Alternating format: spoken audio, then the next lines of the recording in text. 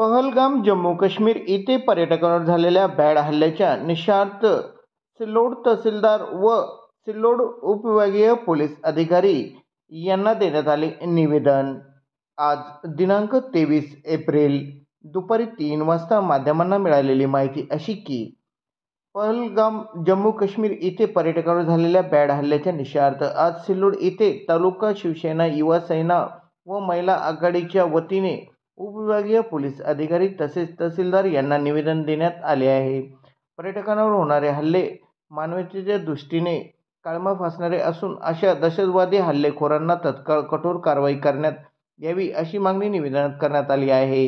यानंतर अशा प्रकारचे हल्ले होणार नाही यासाठी भारत सरकारने धोरणात्मक निर्णय घेऊन निष्पाप लोकांचा जीव जाणार नाही याची दक्षता घ्यावी। पहलगाम येथील दहशतवादी हल्ल्यात मृत पावलेल्या नागरिकांना सरकारने त्वरित न्याय द्यावा अशी मागणी निवेदनात केली आहे। सदरील निवेदन माजी नगराध्यक्ष अब्दुल समीर अब्दुल सत्तार, माजी सभापती केशवराव पाटील तायडे, शिवसेना पदाधिकारी देवीदास पाटील लोखंडे, मारुती वोराडे, किशोर अग्रवाल, दामू अण्णा गव्हाणे, सुदर्शन अग्रवाल, नानासाहेब रहाटे, महिला आघाडीचे दुर्गाबाई पवार, शकुंतलाबाई बनसोड, शेख जावेद, युवा सेनेचे Shiva tempo, Rajeshwar RK, Manohar RK, Haji Mohammed आदींची यावेळी उपस्थिती होती।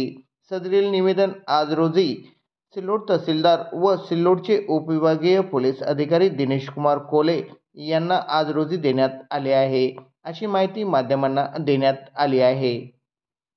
काश्मीर मधल्या पहलगाममध्ये अतिरेकी भयाड हल्ल्यामध्ये 27 निष्पाप पर्यटकांचा या ठिकाणी मृत्यू झाला, त्यांना मारलं गेलं।